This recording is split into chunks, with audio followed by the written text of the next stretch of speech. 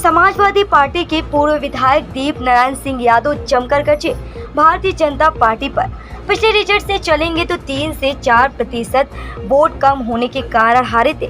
Bharatiya Janata party ने लोगों को जो उम्मीदें दी थी, लोगों की भी उम्मीद है पूरी नहीं हुई और पूर्ण रूप से भारतीय जनता पार्टी अपने वादों को निभाने में विफल रही है। लेकिन भारतीय जनता पार्टी ने लोगों को कई योजनाएं दी, जिसमें गरीबों को राशन देना हुआ, विधवाओं को पेंशन योजना का कार्य किया, जिसमें भारतीय जनता पार्टी द्वारा किसानों को 3000 सालाना पैसा देते थे, लेकिन समाजवादी पार्टी एक बूढ़ी माँ को पेंशन देने का कार्य करती थी और गरीबों को अच्छा खासा राशन पैकेट देने का भी कार्य करती थी।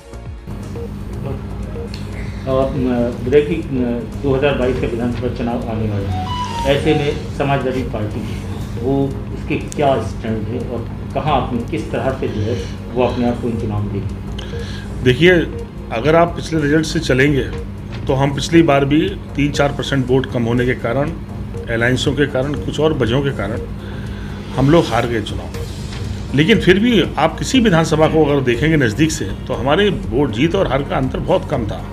थोड़ा सा मैंने कहा लुभानी बातों के कारण हार गए, लेकिन आज जब 4.5 साल में जो निराशा लोगों के बीच में है, जो लोगों ने उम्मीदें पाली थी, बड़े सपने दिखाए थे इन्होंने, वो सपने विफल हुए हैं।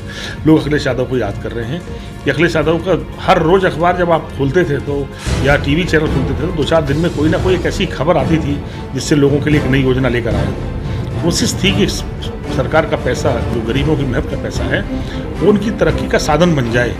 बच्चों की पढ़ाई का इंतजाम लेकर आए, अच्छी ड्रेस दी, अच्छे मास्टर दे दिए, किसानों की बेटियां पढ़े कन्या विद्याधन योजना लेकर आ गए, हमारी घर में बूढ़ी माँ है उसके लिए पेंशन योजना लेकर आ गए, किसान को कैसे हम राहत दें, कैसे हम गाँव को खुशहाल बनाएं, 70% पैसा गाँव पे खर्च करने लगे। और जब सूखा पड़ गया तो राहत पैकेट भेजा, जो 5 किलो का पैकेट देकर फोटो खींच रही है। याद करो, जब अखिलेश यादव राहत देने की बात करते हैं तो एक पैकेट जिसमें चावल भी था, गेहूँ भी था, घी भी था, सारी चीज़ें बेचकर एक बेटे की तरह एक कर्तव्य निभाने की कोशिश की थी कि लोग परेशानी में हैं, उनको हम कैसे राहत दें। अगर ओलावृष्टि हो गई तो उतना मुआवजा दे दें जितना कर्जा माफ़ नहीं किया। कि तहसील में 200 करोड़ रुपये किसानों के तो राहत के तौर पर मिल गए, जितना कर्जा माफ़ नहीं किया उतना राहत दे दी थी। आज जितना देश की सरकार के नाम पर ये किसान की मदद करने की बात कह रहे हैं कि हम 6000 रुपये सालाना दे रहे हैं। अरे 6000 रुपये तो सालाना